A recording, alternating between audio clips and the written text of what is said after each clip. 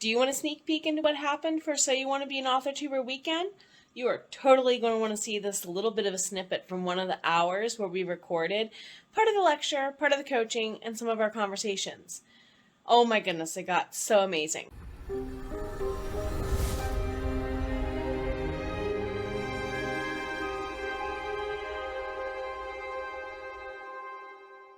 Welcome to Tech Hour first thing in the morning. Some of you are like, she's nuts. Tech Hour first thing in the morning, how dare you? I'm that lady nerd. Come on for the ride. Let's do this. So with day 2, hour 1, we are looking at CapCut. If you are from TikToklandia, you are probably very familiar with CapCut. This is like one of the favorites of people of short content to use their phone, my phone's charging right now, app version for easy upload. I have noticed a lot of people are using it to make reels and to make shorts lately. Heads up, there's a desktop version. I've been playing around with it just for fun here and there a little bit. I have not started actively producing videos on my content with it yet. This is what I call my sandbox quarter. I just make stuff. If it's good, I save it. If it's not, I delete it. I'm just learning how to use the system. Kind of like the end result to homework from a class like this or a college class. You might use it later, you might not, but you're going to shove it in the toolbox anyway. That's where I started with CapCut. And this might be where I'm going to go with making the shorts for my Arguing with Myrna series. I'm not making any more of those currently because they're all having fun times in CapCut, getting to know each other. And I'm considering porting all of that to its own YouTube channel. You see what I mean? Because, like I said yesterday, my book trailers, my book stuff that's just about my books are doing very poorly within the algorithm I've created for myself on my own channel. So maybe it's time to start seeing where stuff can go to a second channel for some of you, okay? Now, if you want to keep it all there, by all means, do feel free to do so. Just understand that certain things aren't going to play as well in that realm as it might in others. Question mark. Oh, pardon me. Yes, it is definitely worth experimenting and trying and just seeing what happens. Mom Angela is with the littles or getting ready to go be with the littles at church right now. So I'm going to cite her as an example because you can see the videos on her channel. She did craft shorts. Who remembers Angela doing those about 6 months to a year ago? Yeah, I see hands up in chat. She just started doing it just to see what would happen. And I remember her saying in live stream sprints, just her reaction to how well some of them would randomly do. And more often than not, one of the phrases that she would say to us on screen was, out of all the ones that are doing that well, I don't know why that one's doing that well. Because some of them you could understand why they did that well because they were really well made. You can see why the intention for it to do well was there. And then she would have random one-offs. My hint here is you're always going to have random one-offs. The banana one, I wasn't going to go there, Mel, but since you did, there's one that involves a banana, and that's all I'm going to say. Everyone's now grinning or giggling.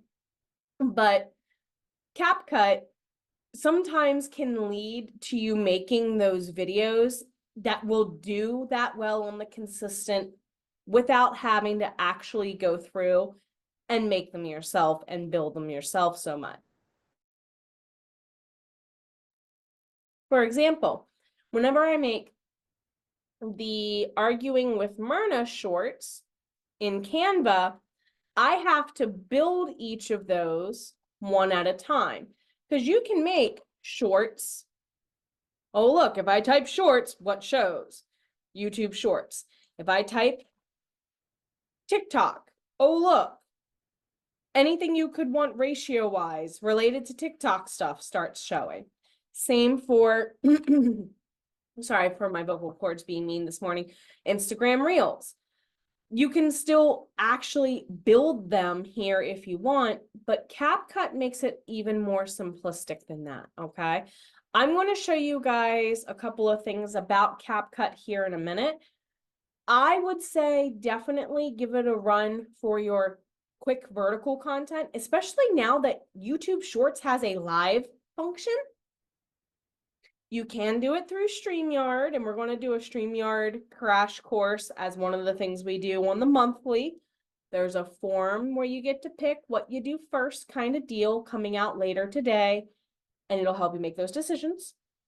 But anyway, with vertical content now also going live stream, it opens up a whole new wheelhouse of things that we as authors could do on YouTube.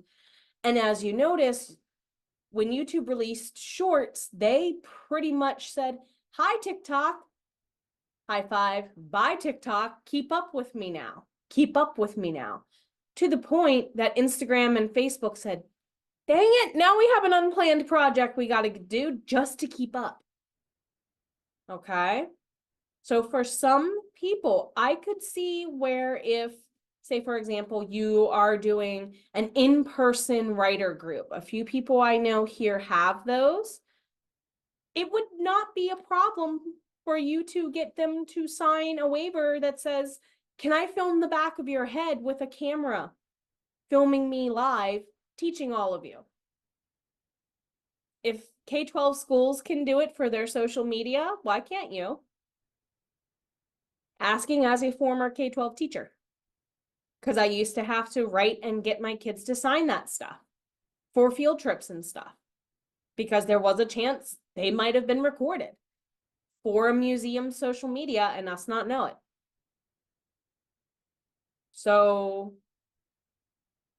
heads up, you can ask people's permission for stuff like that. And I say ask permission ahead of time. I kind of did by telling you all there's going to be live coaching where I'll pull you up on screen. You paying the money to do the class kind of said, sure, live coach me. I don't mind being an example for other people. Especially if you're like, pick me in class. You're accepting that opportunity to be recorded in a verbal way. But you could get people to sign off on that if you were doing, I was going to say, some of you probably even who work in school have to have it in place depending on what your school's actual like Facebook presence is. I know a lot of sports teams at schools. You have to sign one for every single team you do, because not only will the venue you potentially visit want to record you, or the other team, but you guys might actually have your own Facebook and whatnot groups to help promote and share info on game days and stuff. So that's becoming very, very commonplace, especially here in the US, because I live in a state that has completely different rules on photography than the states that are directly south of me. I live in Maryland. I'm a 20-minute drive from Virginia and West Virginia, where I have to be very, very cautious of who's in my pictures if I take pictures and stuff out and about. And I'm like, wow, I did not know that. I was going to say, some of you know that you have to get release forms because you've done photography stuff or you've worked in graphic and web design. So if you're going to be having other people, kind of understand that there is a give and take. Some people will not mind their faces on screen. Some people, you know, it's okay either way. Just be aware as a business person of how will that work for 40 state? Oh, for 4-state Comic-Con. 4-state Comic-Con will have the, because I think I know why Angela is asking to clarify. I'm going to be at Hagerstown Community Colleges, which is literally a mile down the road from me, ironically. Their 4-state Comic-Con is one of the lower entry ways into the Comic-Con circuit, but I had to sign a waiver. They had me sign a waiver that covered me as a vendor, because we've got people from TV shows like Pokemon The voice of Bulbasaur is going to be there. I mean, you know what this convention is going to be like.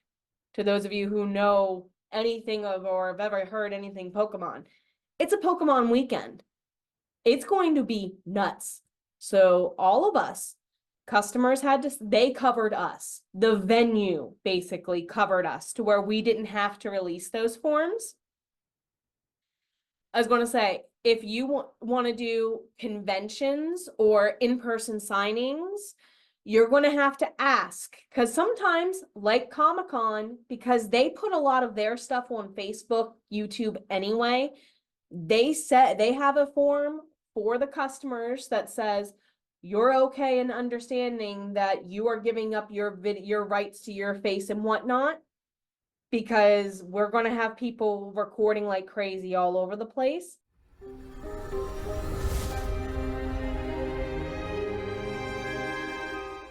Do you want to see the replays of this? Do you want to join in the next cohort? Keep an eye around my channel toward the end of this year, and I'll have an invite for you. See you next week. I'll add a little bit more. Thank you to our lovelies on Ream Stories over at Amaranth's Library and the Myrna Private Collection. Whether you're a human ally, sunwalker, bard, songweaver, merry misfit, or more, thank you for subscribing to our ranks. We thank you for all you do to support us. Want to join our endeavors? Head over to reamstories.com/Myrna Private Collection. That's reamstories.com/MERNA Private Collection, all one word, where you can access all of my books and more long before they are available at retailers and vendors. Hope to hang out with you there soon.